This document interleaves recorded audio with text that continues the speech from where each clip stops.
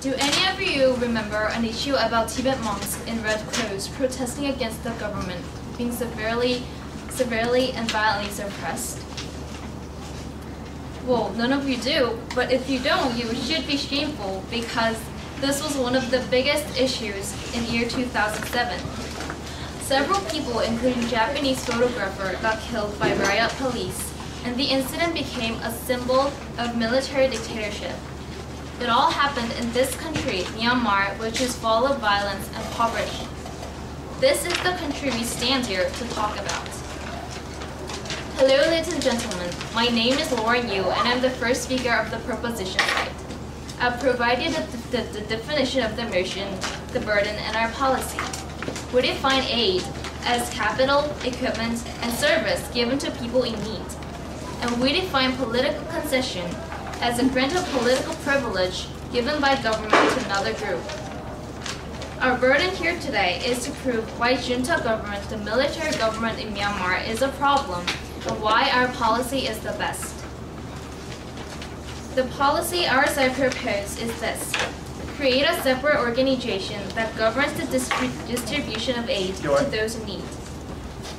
Yes? Your definition, I don't think is political concession. Well, our definition is agreed by your team already.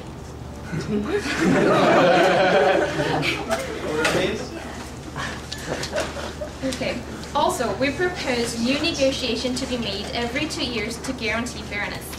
I, as the first speaker, will talk about why our policy is necessary. Our second speaker will talk about our policy's benefit and practicality.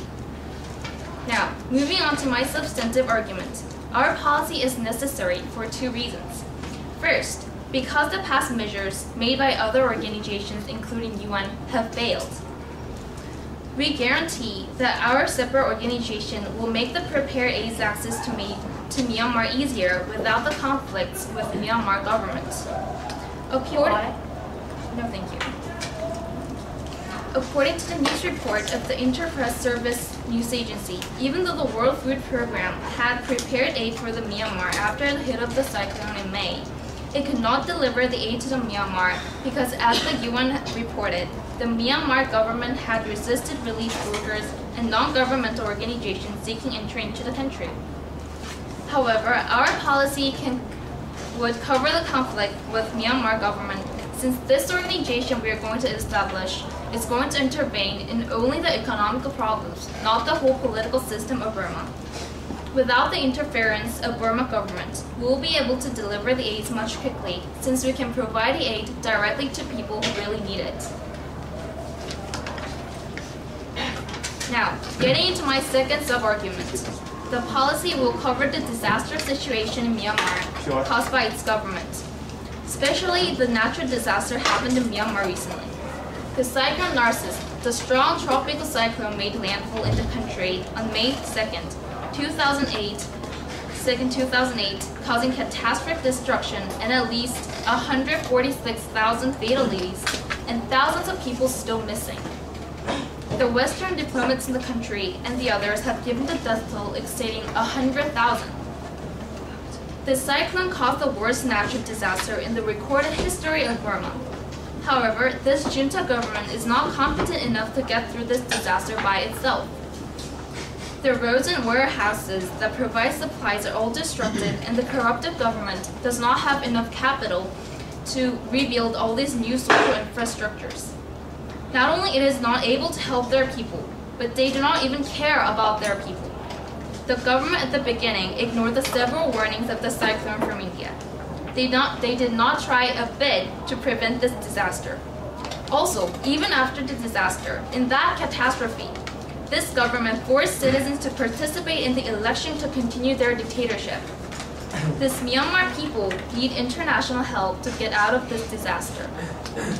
Thus, I claim that our policy is very much in need, since all the past measures have failed, and because Myanmar people are in a desperate need of international help.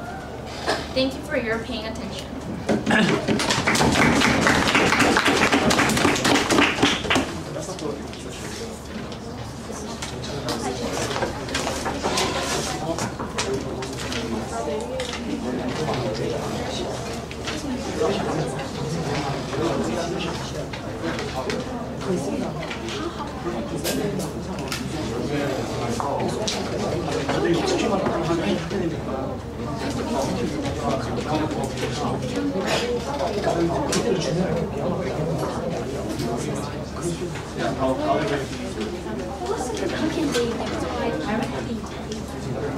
Okay, the second speaker of the debate is Park Eun-kyung. Let's give her a hand.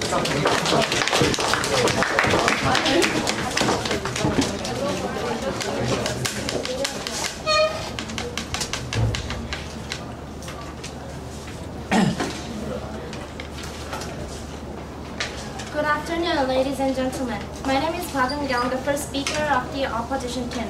Today our team is here to prove that our team's policy is better than the proposition side, which is giving aid to Myanmar in exchange for political concessions. So I, as the first speaker, will first say that the proposition side's policy is not specific and it doesn't work.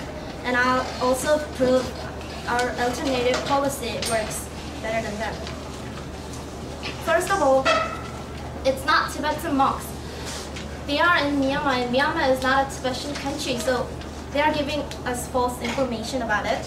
And then they Point of information. presented, and they also said that they also say that they will control the economical aspects of the country, but it's not the definition of political concession. Point of information. Economic is only one part of the political concession. It's not covering the whole definition of the word. And they also didn't give how their policy will work. They just say that they will make organizations to work for Myanmar, but rejected. They're going to make organizations, but they didn't explain the specific method that how this organization will work. So then I'll move on to our team's first argument. Consider the disaster situation in Myanmar. We should give free and unconditioned aid to the Myanmar people. The proposition side is trying to say that controlling economic aspects will solve the Myanmar's problem, but it's not the way. Because of the cyclone Nargis, thousands of people lost their lives, lost their homes, and lost their farmlands. According to WHO, more than 84,000 people died in the cyclone, with a further 53,000 people missing, and 3/4 of their health facilities were destroyed by the cyclone. The situation is tragic. Myanmar cyclone is like comparable to the 2004 tsunami in Indonesia, 2005 earthquake in India, Kashmir, and 2008 disastrous earthquakes in China. However, the junta is continuously refusing essential aids from the Western country while their people are dying because of the disaster. Refuse. And the junta simply don't care whether people are dying or not because of the cyclone. So if we try to persuade them that we'll give political, it's hard to persuade junta to receive aid, and it will be much harder if we make some condition on the aid. It will be much hard for us to persuade them to accept our aids. Point of information. Now I'll present our team's alternative policy, which is much more practical than theirs. Our team's solution is based on do-it-yourself approach, and our side believes that Myanmar can change their situation by themselves. We would not intervene the society of Myanmar, the economic aspects of Myanmar right away. To achieve our goal, helping Myanmar to get back on their feet, we will first use non-government organizations such as Save the Children, the Red Cross, or the World Vision. According to the UN and ASEAN financial report, the aid amount should reach about $1 billion to rebuild Myanmar's damaged site. So these NGOs will raise funding to get enough money to make this plan work. And we also divide our policy into two time periods, short-term and long-term. Basically, our short-term aid would be 3 years and long-term aid would be 10 years. In short-term, we'll focus continuously on giving basic supply like food and shelter to repair damaged centers in Myanmar. And in the long term, we'll try to enhance the welfare of the Myanmaris in general. And through our policy, we will help Myanmar to get back on their feet. From now on, I said that we should give free aid to Myanmar, and I also presented our team's alternative policy. Thank you for listening.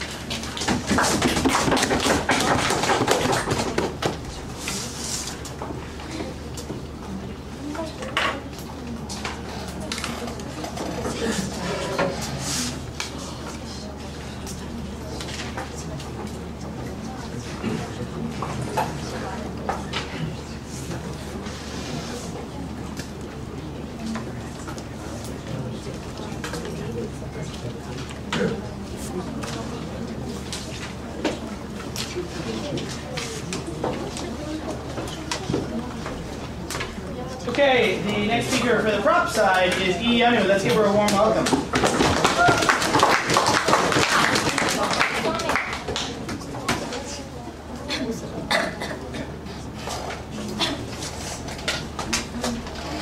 Good afternoon, ladies and gentlemen. My name is Yanu, and I'm the second speaker of the proposition side. I will first point out some of the logical flaws that the opposition side has proposed, and then move on to my main points of why we propose the policy that the first speaker has just introduced to you.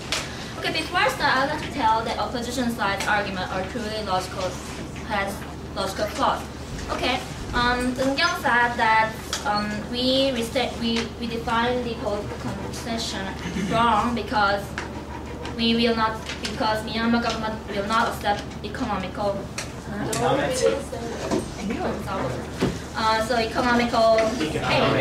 economic aid. So, but we want to restrain our policy as specific as possible, because if we try to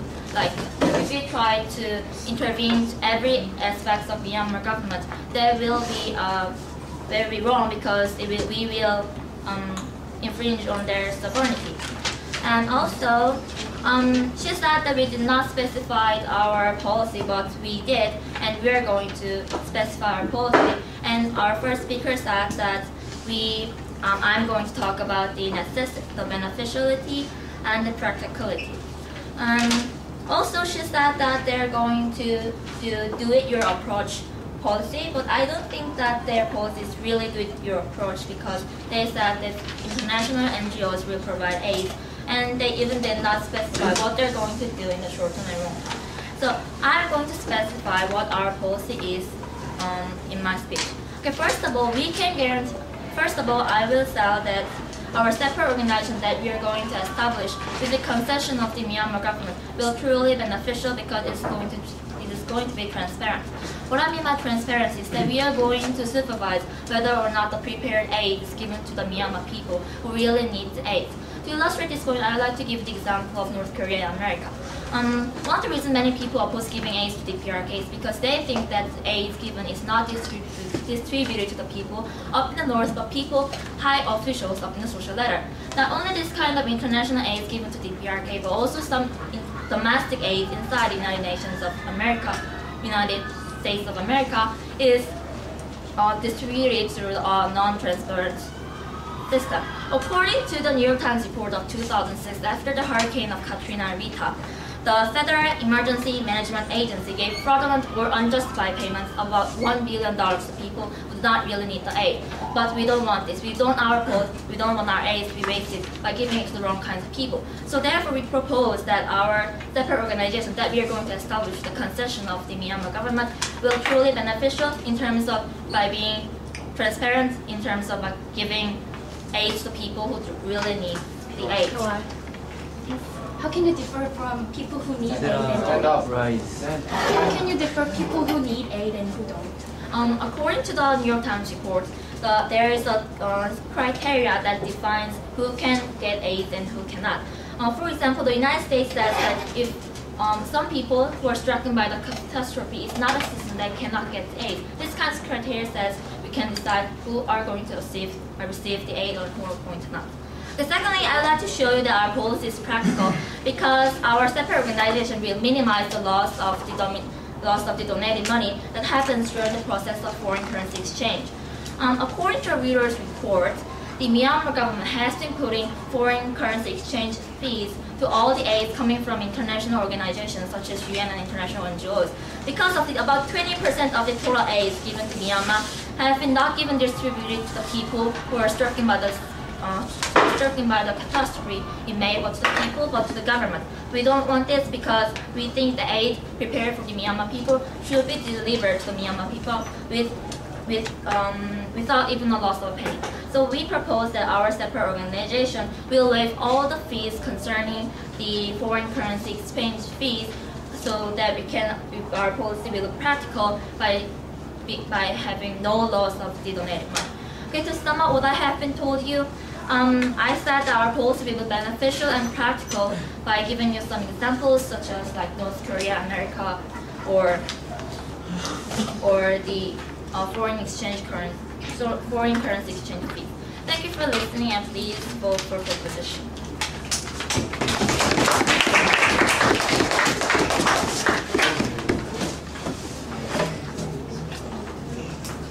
Okay, judges, remember after Mina's speech, we're going to have floor speeches, remember?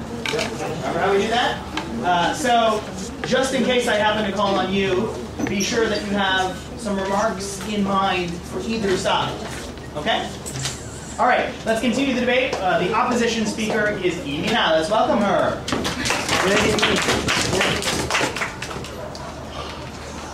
Ladies and gentlemen, my name is Mina, the second speaker of the opposition team. As you see, I stand on this podium to prove that the proposition side policy is highly ineffective and impractical. Their economic intervention and the creation of new organization will not be the effective way to solve the problems in the Myanmar. And ladies and gentlemen, they have said we need new organization to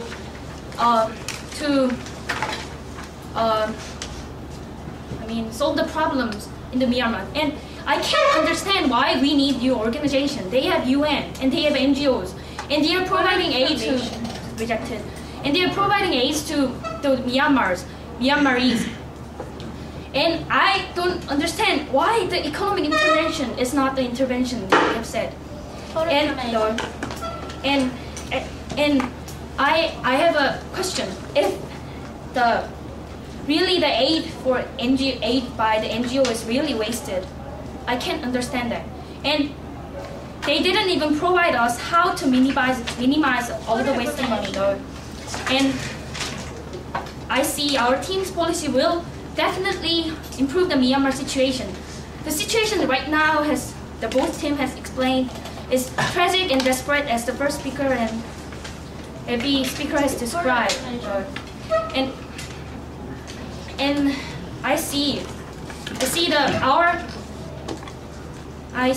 our policy in the short term will provide aid to the Myanmar people and rebuild the country. And the long-term aid will improve the situation of Myanmar. And I suggested long-term aid as education, and education will change the situation of Myanmar. And economic intervention of Myanmar is a radical decision. We should start with the change with the conception of Myanmar people, and this should be based on the education. Myanmar people are accustomed to live with nothing. We have to change their perception. We have to acknowledge them that they deserve better treatment. Myanmarese should understand the reason for changes in the democratic or economic ways. They should acknowledge the importance of change, and they should have the strong will for change. The model case for this would be South Korea. They experienced the dark age of dictatorship by military junta, and they learned the necessity of democracy through this experience. However, this change would have been impossible if there wasn't continuous aid from USA.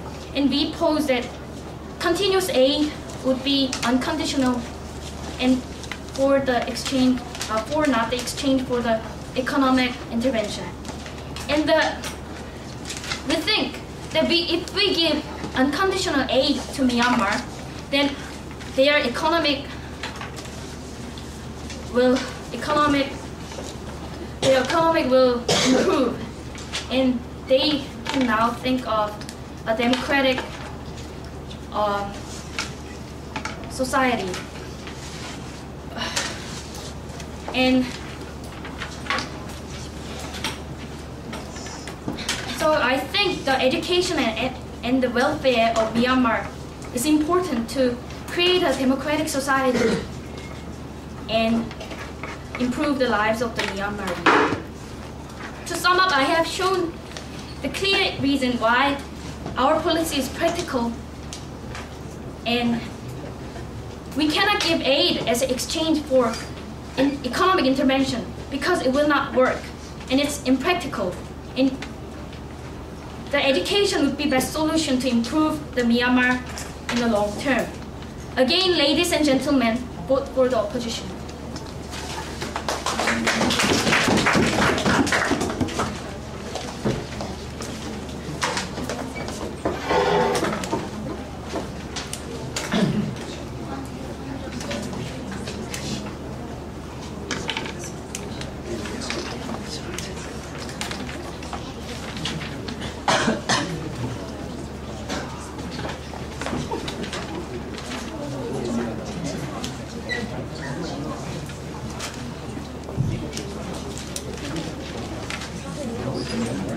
Do we have any volunteers?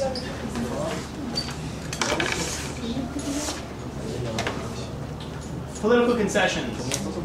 How do we define that again, Prop Team? The grant of a political privilege given by government to another group. Granting of political privileges to Given by government to another group. the granting of political privileges to another group. Again, any volunteers who would like to speak? For the op side, we have a prompt volunteer. Great, wonderful. Let's give our floor speakers a hand.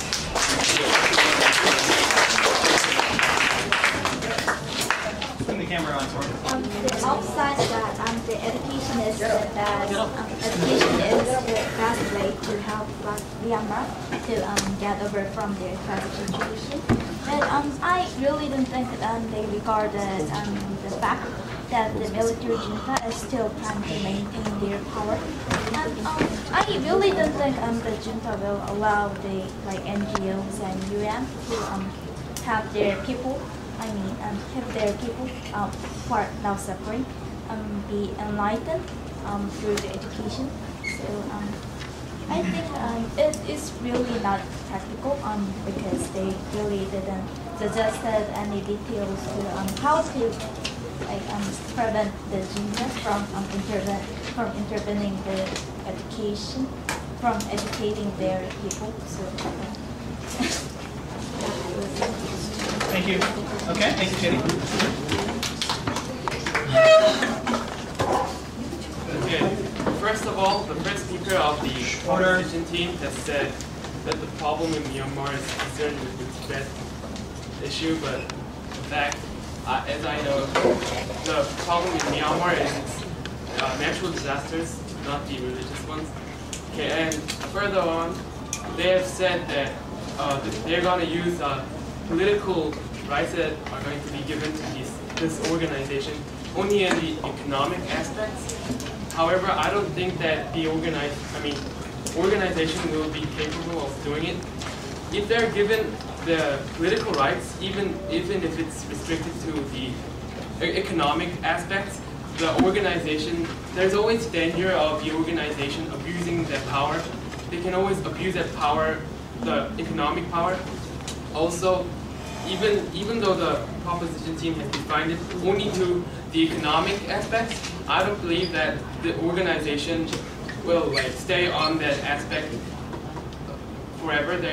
I believe that the organization will abuse that power in the end and cause more problems in Myanmar, which is going to be detrimental to the country. Thank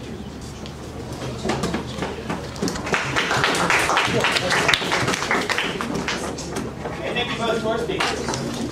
Relevant points. Lee Jung-hoon is the last speaker for the talk.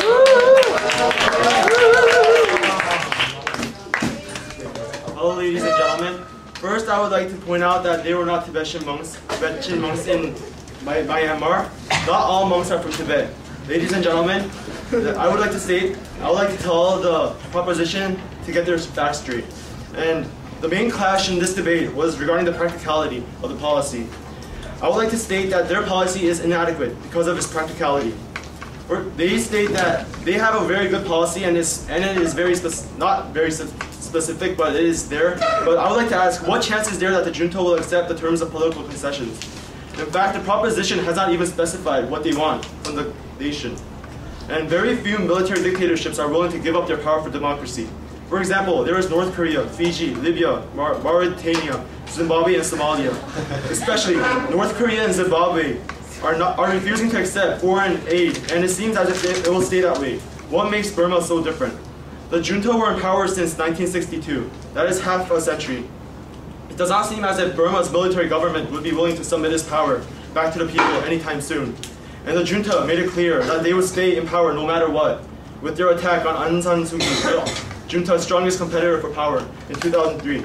Even now, the junta is reluctant to receive foreign aid, and the few that are being accepted are strongly being restricted.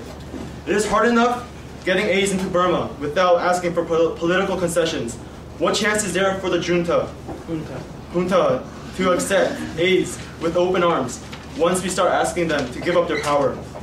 There is no chance. But let's say that somehow it is accepted. Then we go on to the problem of morality. Is using the lives of millions of people as a bargaining chip acceptable? What the proposition side of the debate is asking is that we put the lives of millions of people at risk in order to enforce upon a nation a political system that will surely be rejected. What kind of person would be willing to give up their power just like that? The junta won't. But this policy is threatening them with the supply of foreign aids. That is neither reasonable nor moral. The objective of aids is not the spreading of democracy or any other type of government. It is to ensure that people do not starve to death. The proposition is clearly discarding such sacred values of voluntary donations and services. What matters most right now is reducing the number of corpses rotting on the rice fields in Myanmar, not taking away the power of the reluctant government.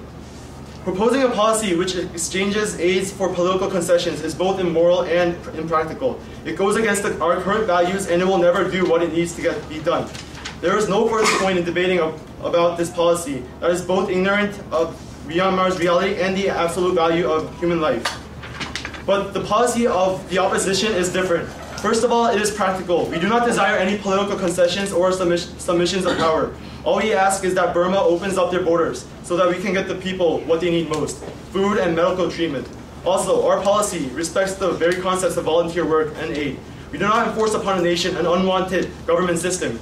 Also, we do not think of the lives of millions of people as a mere bargaining chip. We are here to save lives, not promote democracy. That is why I need all of you to vote against this unreasonable policy.